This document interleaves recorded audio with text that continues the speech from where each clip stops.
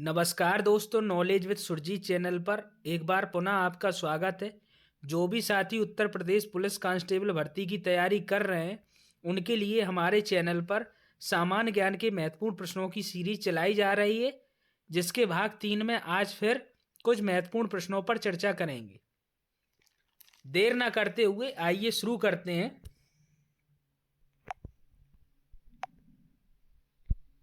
ये रहा पहला प्रश्न आपकी स्क्रीन पर। क्वेश्चन नंबर 1, भारत के राष्ट्रपति के पद के लिए कौन शपथ दिलाता है? ऑप्शन ए भारत के governor general, option B Bharat के मुख्य न्यायाधीश, ऑप्शन सी भारत के प्रधानमंत्री, ऑप्शन डी भारत के उपराष्ट्रपति। इसका सही उत्तर क्या है दोस्तों, जल्दी से बताइए। इसका सही उत्तर है ऑप्शन बी भारत के मुख्य न्यायाधीश। जो भारत के मुख्य न्यायाधीश होते हैं वही राष्ट्रपति पद के लिए शपथ दिलाते हैं। अच्छा दोस्तों, ये बताइए भारत के मुख्य न्यायाधीश होते कौन है? जो सर्वोच्च न्यायालय के मुख्य न्यायाधीश होते हैं उन्हीं को भारत के मुख्य न्यायाधीश कहा जाता है। क्लियर दोस्तों? इसी से संबंधित और तथ्यों पर बात करेंगे, जैसे कि उपराष्ट्रपति। उपराष्ट्रपति को शपथ कौन दिलाता है दोस्तों? उपराष्ट्रपति को शपथ राष्ट्रपति दिलाते हैं। कौन दिलाता है? राष्ट्रपति। प्रधानमंत्री को शपथ कौन दिलाता है? राष्ट्रपति। ऐसे ही उच्चतम न्यायालय के न्यायाधीशों को भी शपथ कौन दिलाता है? राष्ट्रपति। उच्चतम न्यायालय का मतलब सर्वोच्च न्यायालय, सुप्रीम कोर्ट के जो न्यायाधीश होते हैं उनको कौन शपथ दिलाता है? राष्ट्रपति। तो आप याद रखिएगा, उपराष्ट्रपति, प्रधानमंत्री और उच्चतम न्यायालय के जो न्यायाधीश होते हैं उनको शपथ दिलाते हैं राष्ट्रपति। इसी प्रकार उच्च न्यायालय के न्यायाधीश को शपथ कौन दिलाता है? उच्च न्यायालय का मतलब है हाई कोर्ट। हर प्रदेश में, हर राज्य में एक हाई कोर्ट होता है। हाई कोर्ट को उच्च न्यायालय बोलते हैं। तो उच्च न्यायालय के जो न्यायाधीश होते हैं उनको शपथ दिलाते हैं राज्यपाल। जिस प्रकार उच्चतम न्यायालय यानी कि सुप्रीम कोर्ट के न्यायाधीशों को शपथ दिलाते हैं राष्ट्रपति, वैसे ही उच्च न्यायालय यानी कि हाई कोर्ट के जो न्यायाधीश होते हैं उनको शपथ कौन दिलाता है? राज्यपाल। यदि बात की जाए कि मुख्यमंत्री को शपथ कौन दिलाता है, तो मुख्यमंत्री को शपथ दिलाते हैं राज्यपाल। क्लियर दोस्तों? याद रखिएगा। नेक्स्ट क्वेश्चन देखते हैं। क्वेश्चन नंबर 2 क्या है इसमें? किस शहर को अभी तक राष्ट्रीय राजधानी क्षेत्र में सम्मिलित नहीं किया गया? Option A Jind, B Karnal, C Aligarh, D Muzaffarnagar. तो इसका सही आंसर क्या है दोस्तों? जल्दी से कमेंट करके बताइए। इसका सही आंसर है ऑप्शन सी अलीगढ़। अलीगढ़ को अभी तक राष्ट्रीय राजधानी क्षेत्र में शामिल नहीं किया गया। जो अलीगढ़ है वो उत्तर प्रदेश में पड़ता है, यूपी का एक जिला है अलीगढ़। जानकारी के लिए आपको बता दें कि यूपी के 7 जिलों को सम्मिलित किया गया है। आप नोट कर लीजिए उन जिलों को। पहला है गाजियाबाद, दूसरा गौतम बुद्ध नगर, बुलंदशहर, मेरठ, बागपत, हापुड़, मुजफ्फरनगर। ये 7 ऐसे जिले हैं जिनको एनसीआर, नेशनल कैपिटल रीजन में शामिल किया गया है, राष्ट्रीय राजधानी क्षेत्र में। ओके दोस्तों, क्लियर? अब अगला क्वेश्चन देखते हैं। नेक्स्ट क्वेश्चन, अगला क्वेश्चन, क्वेश्चन नंबर 3 क्या है इसमें? निम्न में से किसने कभी भी भारत के उप प्रधानमंत्री के रूप में कार्यभार नहीं संभाला? ऑप्शन दिए हैं। Option A Morarji Desai, B Devi Lal, C VP Singh, D Lal Krishna Advani. इसमें सही उत्तर क्या है दोस्तों? इसका सही उत्तर है ऑप्शन सी बीपी सिंह। जो बीपी सिंह है इन्होंने कभी भी उप प्रधानमंत्री के रूप में कार्य नहीं किया है। ओके दोस्तों, याद रखिएगा। अच्छा, बीपी सिंह कौन थे? बीपी सिंह भारत के 8वें प्रधानमंत्री थे। ओके दोस्तों, अगर आपसे पूछ लिया जाए कि बीपी सिंह कौन थे तो आप बताइएगा कि ये भारत के 8वें प्रधानमंत्री थे और ये उत्तर प्रदेश के मुख्यमंत्री भी रह चुके हैं। ओके दोस्तों, इसी से संबंधित एक चीज और देख लेते हैं। यदि आपसे पूछ लिया जाए कि उप प्रधानमंत्री के नाम बताइए, ऐसे कौन से उप प्रधानमंत्री हैं जो भारत के उप प्रधानमंत्री के रूप में कार्य किया है, ऐसे कौन से लोग हैं, उनका नाम बताइए। तो आप नाम नोट कर लीजिए।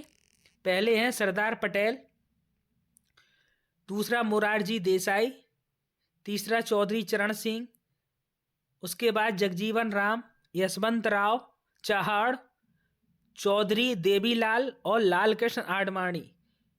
इन्होंने भारत के उप प्रधानमंत्री के रूप में कार्य किया है, कार्यभार संभाला है। क्लियर दोस्तों। अगला क्वेश्चन देखते हैं, क्वेश्चन नंबर 4। क्वेश्चन नंबर 4 में क्या है दोस्तों? वर्ष 1917 में महात्मा गांधी द्वारा चंपारण से कौन सा आंदोलन शुरू किया गया था? Option A Satyagraha, option B असहयोग आंदोलन, ऑप्शन सी भारत छोड़ो आंदोलन, ऑप्शन डी स्वदेशी आंदोलन। इसका सही उत्तर बताइए। इसका सही उत्तर क्या है दोस्तों? ए, ऑप्शन ए सत्याग्रह। सन 1917 में महात्मा गांधी ने चंपारण सत्याग्रह की शुरुआत की थी। जानकारी के लिए आपको बता दें कि जो चंपारण है ये बिहार राज्य में है। किस राज्य में है? बिहार राज्य में। अच्छा, ये बताइए कि महात्मा गांधी ने चंपारण सत्याग्रह शुरू क्यों किया था? इसके पीछे कारण क्या था, रीजन क्या था? इसके पीछे यह कारण था कि अंग्रेज जो थे वो करार के तहत किसानों को अपनी भूमि के 3/20 भाग पर नील की खेती करवाते थे। जो अंग्रेज थे वो करार के तहत, करार मतलब एक कर था, टैक्स था, उसमें क्या था कि वो 3/20 भाग पर किसान क्या करते थे? नील की खेती। किसके लिए? किसानों के लिए। और वो नील कौन ले जाता था? अंग्रेज। अंग्रेजों के लिए करते थे खेती कौन? किसान। और वो नील अंग्रेज ले जाते थे। क्यों करते थे? करार के तहत। उसके बाद क्या हुआ कि जो अंग्रेज थे उन्होंने रासायनिक रंगों की खोज कर ली, कुछ नए रंगों की खोज कर ली, तो उन्हें नील की आवश्यकता अब ज़्यादा नहीं पड़ती थी। तो धीरे धीरे क्या हुआ, जो नील के कारखाने थे वो बंद होने लगे और किसानों ने नील की खेती करना भी बंद कर दी। लेकिन वो नील की खेती क्यों करते थे? करार के तहत करते थे, 3/20 भाग पर। अब अंग्रेजों ने क्या किया? किसानों को करार से मुक्त करने के लिए लगान और जो कानूनी कर थे उनमें बढ़ोतरी कर दी, उनको बढ़ा दिया। तो इसी के विरोध में महात्मा गांधी ने चंपारण सत्याग्रह की शुरुआत की थी। ओके दोस्तों, समझ में आ गया। इसी से संबंधित एक चीज और पूछी जाती है कि महात्मा गांधी को महात्मा की उपाधि किसने दी? वो भी इसी से ही जुड़ी हुई बात है, इसी से जुड़ी हुई घटना है। महात्मा गांधी को महात्मा की उपाधि रविन्द्रनाथ टैगोर ने दी थी। क्यों? क्योंकि उन्होंने चंपारण सत्याग्रह में कुशल नेतृत्व किया था, इस वजह से उन्हें ये उपाधि मिली थी। किसको? महात्मा गांधी को महात्मा की उपाधि मिली थी। किसने दी थी? रविन्द्रनाथ टैगोर ने। क्लियर दोस्तों। अब अगला क्वेश्चन देखते हैं। अगला क्वेश्चन क्या है? क्वेश्चन नंबर 5 ये रहा आपकी स्क्रीन पर। मानव शरीर के गुर्दे इनमें से कौन सा कार्य करते हैं? ऑप्शन ए उत्सर्जन, ऑप्शन बी श्वसन, ऑप्शन सी पाचन, ऑप्शन डी परिवहन। इसका सही आंसर क्या है दोस्तों? इसका सही आंसर है ऑप्शन ए उत्सर्जन। जो गुर्दे होते हैं, गुर्दे को इंग्लिश में किडनी बोलते हैं, किडनीज, और वृक्क भी कहते हैं। जो गुर्दे होते हैं उनका काम होता है उत्सर्जन करना। किस चीज का उत्सर्जन करते हैं? ये नाइट्रोजनी जो पदार्थ होते हैं उनका उत्सर्जन करते हैं, यानी कि उनको बाहर निकालते हैं। ओके दोस्तों। इससे संबंधित एक चीज और पूछ ली जाती है कि वृक्क का जो कोशिका गुच्छ होता है, क्या होता है दोस्तों? वृक्क का कोशिका गुच्छ, जिसे ग्लोमेरुलस कहते हैं। क्या बोलते हैं? ग्लोमेरुलस। यदि आपसे पूछ लिया जाए कि वृक्क का या किडनी का कोशिका गुच्छ क्या होता है, तो आप बता देंगे ग्लोमेरुलस। वो काम क्या करता है? वो डायलिसिस का काम करता है। क्या नाम है उसका? ग्लोमेरुलस, नोट कर लीजिए, ग्लोमेरुलस। ये क्या है? ये कोश का गुच्छ है, वृक्क का कोश का गुच्छ। ओके दोस्तों, अगला क्वेश्चन देखते हैं। अगला क्वेश्चन क्या है? अगला क्वेश्चन है, जब प्रकाश किसी किनारे या किसी दरार से गुजरती है तो डॉट डॉट की वजह से तिरछी हो जाती है। जब प्रकाश की किरण किसी किनारे या किसी दरार से गुजरती है तो वो कैसी हो जाती है? तिरछी हो जाती है। इसका क्या रीजन है, क्यों तिरछी हो जाती है, क्या कारण है दोस्तों, क्या आप बता पाएंगे? इसके ऑप्शन है प्रतिबिंब, अपवर्तन, विवर्तन और पूर्ण आंतरिक प्रतिबिंब के कारण। किसके कारण? तो इसका आंसर है विवर्तन, ऑप्शन सी। विवर्तन के कारण प्रकाश होता है या प्रकाश की किरण होती है, जब वो किसी दरार से या किनारे से निकलती है तो वो तिरछी हो जाती है। ओके दोस्तों, क्लियर? अब अगला क्वेश्चन देखते हैं। अगला क्वेश्चन क्या है? अगला क्वेश्चन है, अगला क्वेश्चन है, टेलीविजन का आविष्कार किसने किया था? क्वेश्चन नंबर 7, टेलीविजन का आविष्कार किसने किया था? Option A Michael Faraday, B Joseph Henry, C Abbe Caselli, D John weird. इसका सही आंसर क्या है दोस्तों? इसका सही आंसर है ऑप्शन डी, जॉन वेयर्ड।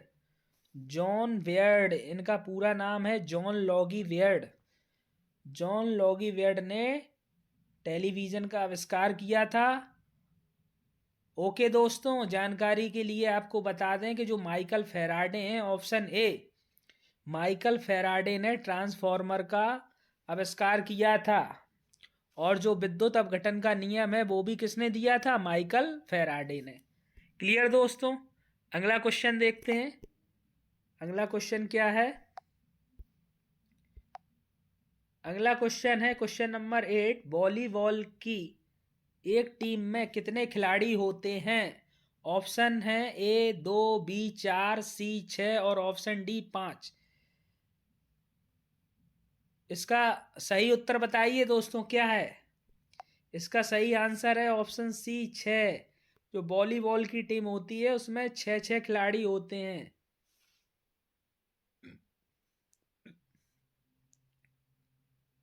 कितने खिलाड़ी होते हैं? 6। यदि आपसे पूछ लिया जाए कि वॉलीबॉल की शुरुआत किसने की थी, तो नोट कर लीजिए, वॉलीबॉल की शुरुआत किसने की थी दोस्तों? जी मॉर्गन ने। किसने की थी? जी मॉर्गन। जी मॉर्गन ने इसकी शुरुआत की थी। और आपसे पूछा जाए कब की थी, तो नोट कर लीजिए 1895, 1895 में। ओके दोस्तों, 1895। क्लियर? अब नेक्स्ट क्वेश्चन देखते हैं। अगला क्वेश्चन क्या है दोस्तों? अगला question, question number 9। Question number 9 है, डॉटर ऑफ द ईस्ट नामक प्रसिद्ध पुस्तक की लेखिका कौन है? Daughter of the East, option A Benazir Bhutto, B Anita Desai, C Arundhati Roy, D Medha Patkar. इसका सही आंसर क्या है दोस्तों? इसका सही आंसर है ऑप्शन ए बेंजीर भुट्टो। जानकारी के लिए आपको बता दें कि जो बेंजीर भुट्टो है ये पाकिस्तान की थी। ओके दोस्तों, क्लियर? अब नेक्स्ट क्वेश्चन देखते हैं। अगला क्वेश्चन, क्वेश्चन नंबर 10, भारत में सर्वप्रथम मेडिकल कॉलेज कहाँ खुला था? ऑप्शन दिए हैं, option A Lucknow, option B Madras, option C Varanasi, option D Calcutta. इसका सही उत्तर क्या है दोस्तों? जल्दी से बताइए कमेंट करके। इसका सही आंसर है ऑप्शन डी, कलकत्ता या कोलकाता। अच्छा, अगर आपसे पूछा जाए कि ये मेडिकल कॉलेज कब खोला गया था, तो इसका सही आंसर क्या होगा? कब खोला गया था? 28 जनवरी 1935 को। कब खोला गया था दोस्तों? 28 जनवरी 1935। क्लियर? अगर आपसे पूछा जाए कि सर्वप्रथम मेडिकल कॉलेज कब खोला गया, तो आप बताएंगे 28 जनवरी 1935 को। और कहाँ? कलकत्ता में। क्लियर? नेक्स्ट क्वेश्चन देखते हैं। अगला क्वेश्चन, अगला क्वेश्चन क्या है? Question number 11,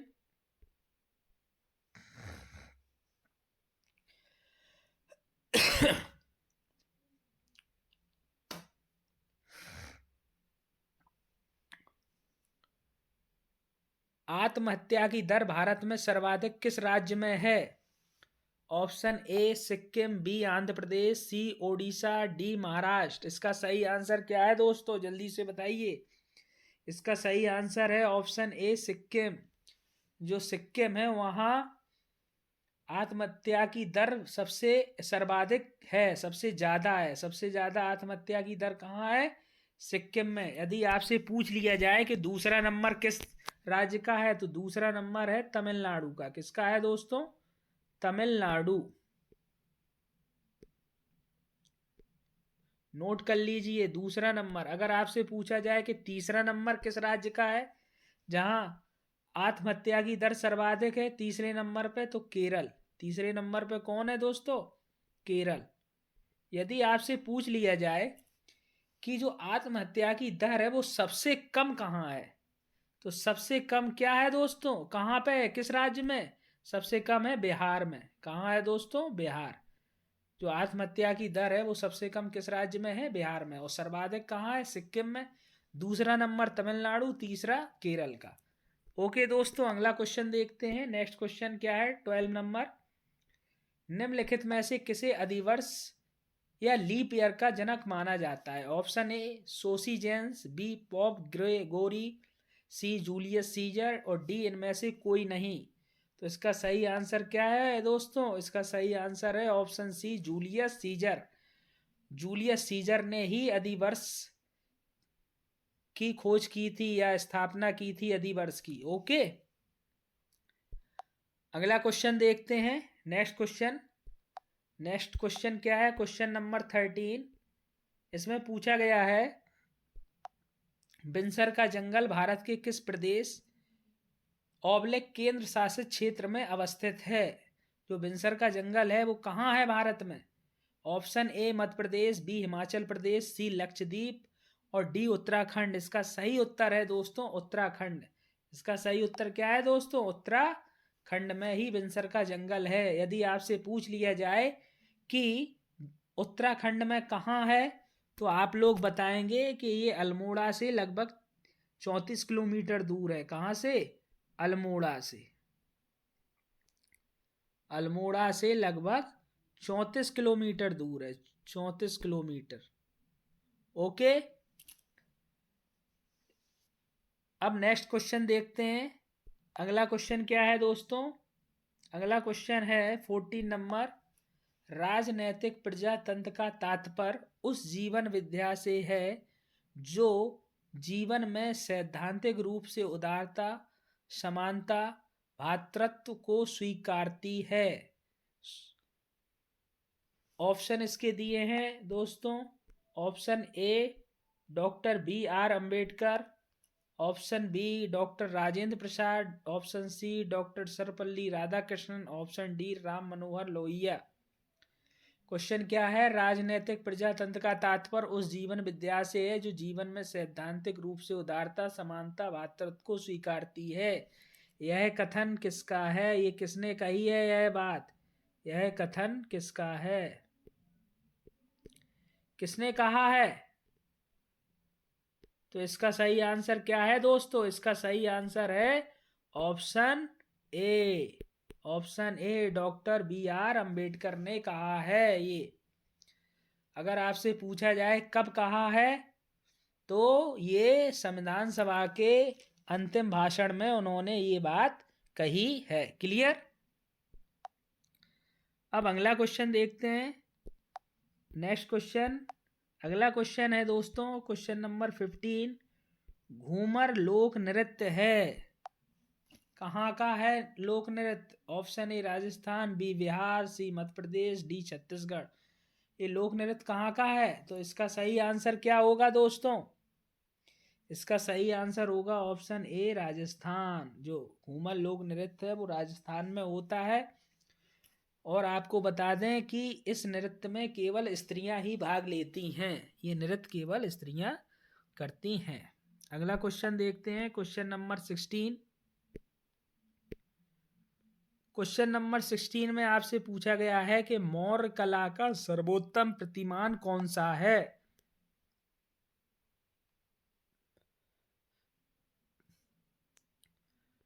option A stupa, B चैत, सी बारादरी, डी स्तंभ। तो इसका सही आंसर क्या है दोस्तों? इसका सही आंसर है ऑप्शन डी स्तंभ। मौर्य कला का जो सर्वोत्तम प्रतिमान है वो क्या है? स्तंभ है। क्लियर दोस्तों? अगला क्वेश्चन देखते हैं। अगला क्वेश्चन है चंद्रगुप्त मौर्य का पुत्र कौन था? Option A Bindusara, B Chandragupta द्वितीय, option C Ashoka, option D Bimbisara. तो इसका सही आंसर क्या है दोस्तों? जल्दी से बताइए। इसका सही आंसर है ऑप्शन ए बिंदुसार।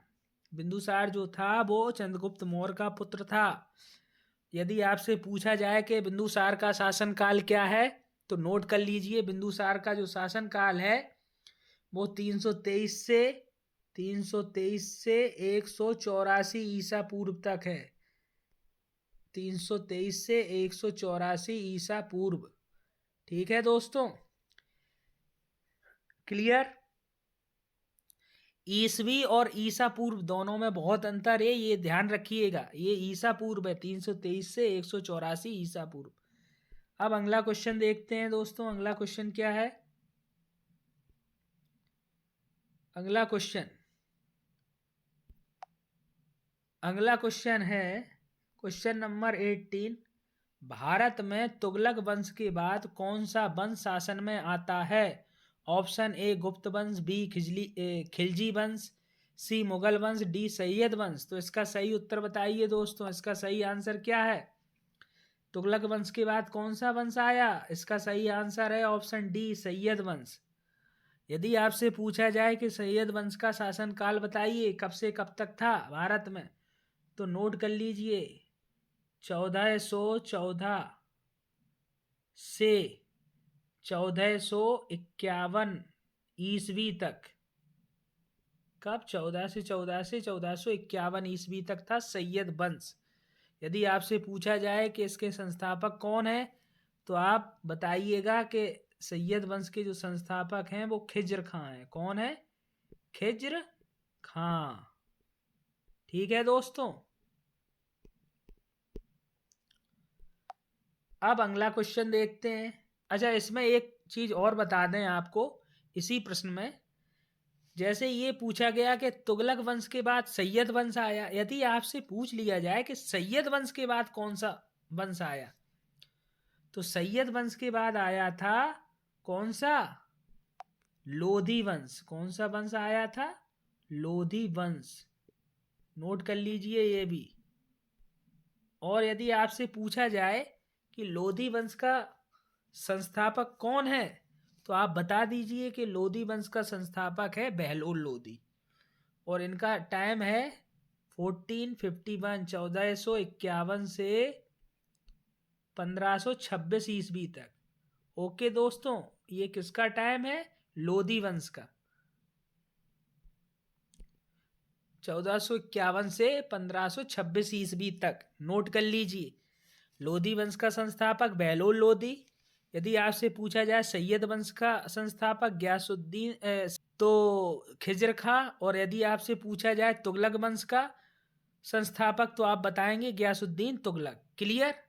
अब अगला क्वेश्चन देखते हैं। अगला क्वेश्चन क्या है दोस्तों? अगला क्वेश्चन है किस ग्रह को बौना ग्रह माना जाता है? ऑप्शन दिए हैं A Mangal, B Brihaspati, option C Pluto, option D Shani. तो इसका सही आंसर क्या है दोस्तों? जल्दी से बताइए। इसका सही आंसर है ऑप्शन सी प्लूटो। प्लूटो को बौना ग्रह माना जाता है। यदि आपसे पूछ लिया जाए कि ये कब से माना जाता है, पहले ये ग्रह माना जाता था। जो प्लूटो है इसे पहले क्या मानते थे? ग्रह। लेकिन इसे बौना ग्रह कब से माना जाने लगा, तो नोट कर लीजिए 24 अगस्त, 24 अगस्त और सन 2006, 2006, 24 अगस्त 2006 से प्लूटो को बौना ग्रह माना जाने लगा। क्लियर? अब अगला क्वेश्चन देखते हैं दोस्तों। अगला क्वेश्चन क्या है? अगला क्वेश्चन है बलुआ पत्थर किस प्रकार की चट्टान है? ऑप्शन ए आग्नेय चट्टान, बी चूनेदार चट्टान, सी कायांतरित चट्टान, डी अवसादी चट्टान। तो इसका सही आंसर क्या है दोस्तों? इसका सही आंसर है अवसादी चट्टान, ऑप्शन डी। ठीक है दोस्तों, बलुआ पत्थर अवसादी चट्टान है। यदि आपसे पूछा जाए कि चूना पत्थर कैसी चट्टान है, तो चूना पत्थर क्या है? वो भी अवसादी चट्टान है। नोट कर लीजिए कुछ उदाहरण और अवसादी चट्टान के। एक तो ये हो गया बलुआ पत्थर, चूना पत्थर, डोलोमाइट, बंगलोमरेट। ये सब किसके उदाहरण हैं? अवसादी चट्टान के। क्लियर दोस्तों, समझ में आया? यदि किसी क्वेश्चन में कोई डाउट हो तो आप पूछ सकते हैं। ठीक है दोस्तों, मैं आशा करता हूं कि आप लोगों को ये वीडियो अच्छा लगा होगा और सभी प्रश्न समझ में आए होंगे। आप लोगों से हमारा एक छोटा सा निवेदन है, जो भी साथी इस वीडियो को देखे या देख रहा है, वो इस वीडियो को शेयर करे, ज़्यादा से ज़्यादा शेयर करे और लाइक करे।